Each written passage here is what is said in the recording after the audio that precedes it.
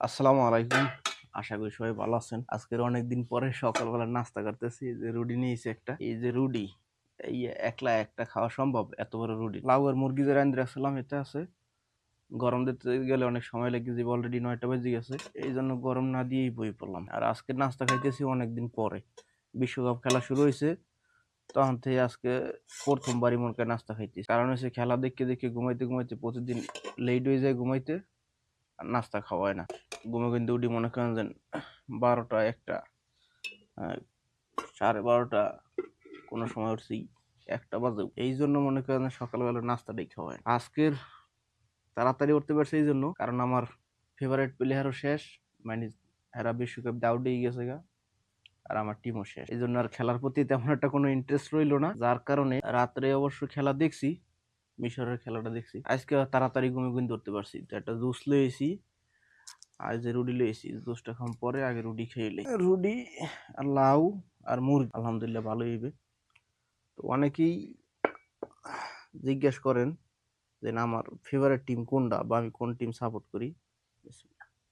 আমার কোনো favourite team নেই। আর্জেন্টিনা কোন, ব্রাজিল কোন, আমার কোনো ফেভারিট টিম নেই। আমি একটা প্লেয়ারে পছন্দ করতাম, এই প্লেয়ারটা পছন্দ করি দেখে আর কাজ কাম খেলাধুলা বা মানুষ হিসাবে অনেক ভালো মানুষ, এই জন্য তারে পছন্দ করি। বা এছাড়া আমার যদি জিজ্ঞান যে পর্তুগালের টিমের 5টা প্লেয়ারের নাম কও, আমি কিন্তু 5টা প্লেয়ারও চিনি না। তারপরও আমি পর্তুগালের সাপোর্ট করতাম, বা এই প্লেয়ারটার জন্য আমি পর্তুগালের খেলা মিস করতাম না। আর এই জন্যই এত ইন্টারেস্ট লইয়া খেলা দেখছি বিশ্বকাপ। কিন্তু কালকের যখন এরা বাইরে গেছে গা হারিয়ে, তখন আর খেলার প্রতি তেমন একটা ইন্টারেস্ট নাই। তো কি করা যাবে, এরা তো হারিয়ে গেছে গা, আর লাস্ট খেলা আছে এডি আমার মনে হয়। এরপর আর বিশ্বকাপ তো খেলতে পারবে না, হয়তো জাতীয় দল দিয়েও অবসর লই লেবে। তবে আমার দুঃখ লাগে টিমমেট গুলোর লইগে, যদি এত সুন্দর একটা প্লেয়ার থাকতো, টিমমেট গুলা তেমন ভালো রেসপেক্ট করে না।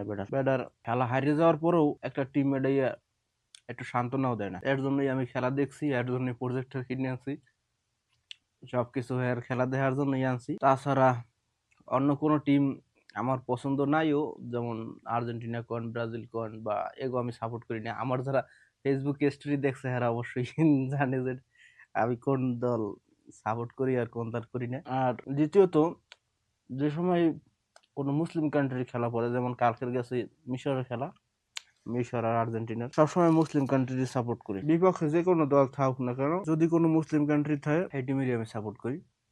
তবে কালকের খেলাটা মিশর জিততো, ইজি খেলা আসলে। রেফারি জিতেই দিয়েছে আর্জেন্টিনার, কি করবে, এরাও একটা গোল কাটিয়ে দিয়েছে হুদো জায়গায়। যাই হোক, কিছু করার নাই, যার যা কপালে আছে। কপালে বলতে এটা তো কপালে না, এটা তো হাত দিয়ে হারাই না। মানে আর্জেন্টিনা যদি কালকে হারিয়ে যাইতো তাইলে আমি বহুত খুশি হইতাম, বহুত খুশি, মানে বহুত খুশি হইতাম। যাও, যেহেতু হারা না, হারা জিতেছে বা জিতছে, যাই হয়েছে। মিশরের জন্য অনেক অনেক দোয়া। বাস এখন থেকে ইনশাল্লাহ আবার প্রতিদিন সকালবেলা নাস্তা খাওয়াটা আমার চালু হয়ে দিবে, কারণ এখন আর খেলার লইগে টেনশন নাই, বা খেলা দেখতাম না এতটা। তবে ফাইনালের খেলা কয়টা তো দেখতাম, আর আছেই কয়টা খেলা ভাই, 4-5টা খেলার মতো ভাই আছে। কোয়ার্টার ফাইনালের সাইডে ভাই, আর ফাইনাল সেমিফাইনাল 3টা। এই আর কি, আর কয়টা খেলাও তো শেষ। তবে আর নাস্তাটা খাওয়া হইবে ঠিক মতো, কারণ ঘুম নষ্ট করে আর খেলা দেখা হইবে না। এই কয়দিন একদম নাস্তা পানি বাদ দিয়ে দিছি, ঘুম টুম নষ্ট করে খেলাধুলো দেখছি। রুটি দেখছেন, একটা রুটির কতটুকু খাইছে, অলরেডি আমার পেট ভরে গেছে। পুরোটা খাওয়া সম্ভব, অর্ধেক পরিমাণ খাওয়া যায় কোনো বেল। আর রুটি পাতলা না, কিন্তু এটি কিন্তু হেভি মোটা রুটি, যে পুষ্ট আছে। যাই হোক, সবাই ভালো থাকবেন, আমার জন্য দোয়া করবেন। আসসালামু আলাইকুম।